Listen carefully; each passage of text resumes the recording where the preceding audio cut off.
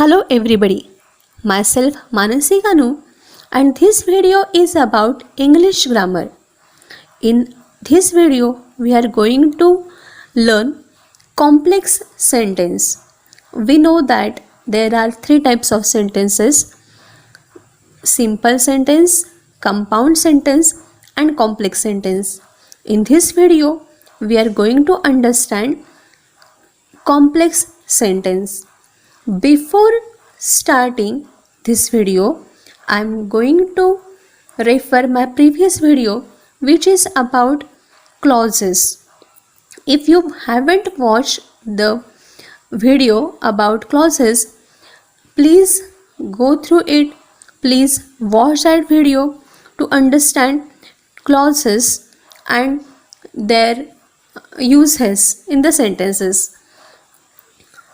I have already shared that link in the description box, so please don't forget to watch that video, because if you don't understand clauses, you will not understand these types of sentences. You will not understand what is exactly complex sentence. Complex sentence is a sentence that contains an independent clause and one or more dependent clauses. Dependent clauses or subordinate clauses depend on the main clause for meaning. Independent clause is a complete thought. Instead of it, dependent clause is incomplete. It doesn't indicate a complete meaning. So, we still need more information which we get from independent clause.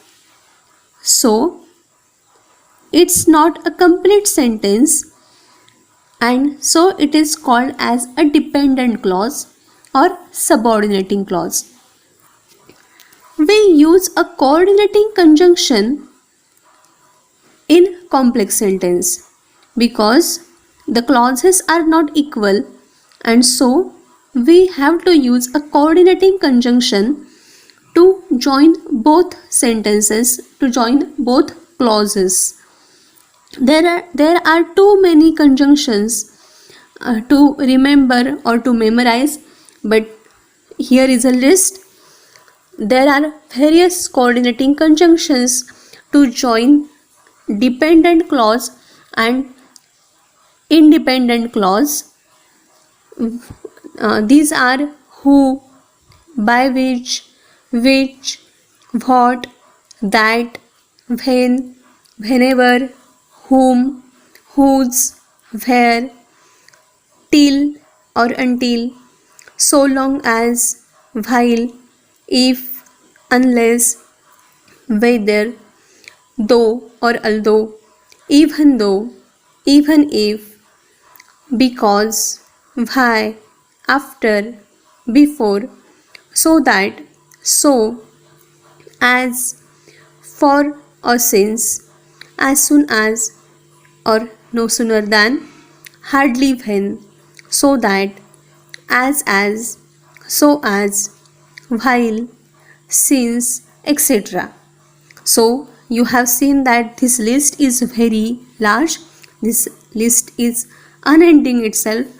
These are various conjunctions which are used to join these two clauses. Now here is a very small but very important tip to understand. If a sentence begins with the dependent clause, note the comma after this clause. Take this example. Although she completed her homework, comma, she still needed to work on writing skill. Here, dependent clause is although she completed her homework.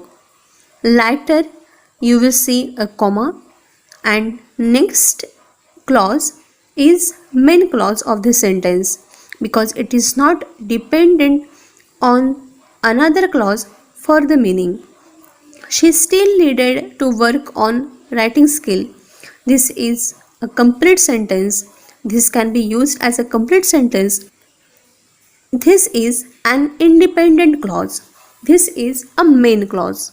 Obviously, if the sentence begins with an independent clause, there is no need of comma to separate two clauses.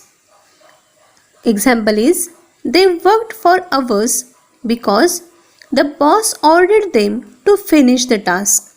Here, the main clause is, they worked for hours. This clause is not dependent on another clause for its meaning. Another clause is which starts with because. This clause, because the boss ordered them to finish the task, this clause is dependent or subordinating clause because it is dependent on main clause. आता आपण complex sentence म्हणजे काय हे समजून घेणार आहोत. Complex sentence म्हणजे अशा प्रकारचं वाक्य ज्याच्यामध्ये एक इंडिपेंडंट क्लॉज असतो, एक मुख्य क्लॉज असतो आणि एक किंवा एकापेक्षा जास्त असे डिपेंडंट क्लॉजेस, असे सबऑर्डिनेटिंग क्लॉजेस असतात. आता डिपेंडंट क्लॉज आणि इंडिपेंडंट क्लॉज किंवा सबऑर्डिनेटिंग क्लॉज आणि मेन क्लॉज म्हणजे नेमकं काय, तर त्यासाठी तुम्ही माझा आधीचा क्लॉजेसचा व्हिडिओ बघा. त्याची लिंक मी डिस्क्रिप्शन बॉक्समध्ये पाठवते आहे. ती लिंक ओपन करून बघा. यूट्यूबवरचाच माझा पहिला आधीचा व्हिडिओ बघा. कारण कॉम्प्लेक्स सेंटेन्स समजून घेण्यासाठी किंवा वाक्यांचे प्रकार जे कॉम्प्लेक्स सेंटेन्स, कंपाऊंड सेंटेन्स आणि सिम्पल सेंटेन्स याच्यामधला फरक काय आहे घेण्यासाठी आपल्याला क्लॉजेस म्हणजे काय हे समजणं आधी महत्त्वाचं आहे. आणि म्हणूनच तुम्ही तो जर व्हिडिओ आत्तापर्यंत पाहिला नसेल तर तो व्हिडिओ नक्की बघा. आता मेन क्लॉज आणि इंडिपेंडंट क्लॉज ह्या दोन्ही क्लॉजेस हे एकच आहेत. मेन क्लॉज अर्थाच्या दृष्टिकोनातून परिपूर्ण असतो आणि इंडिपेंडंट क्लॉजमध्ये एखादा अपूर्ण असलेला विचार असतो. तो क्लॉज पूर्ण असत नाही, डिपेंडंट असतो दुसऱ्या वाक्यावरती.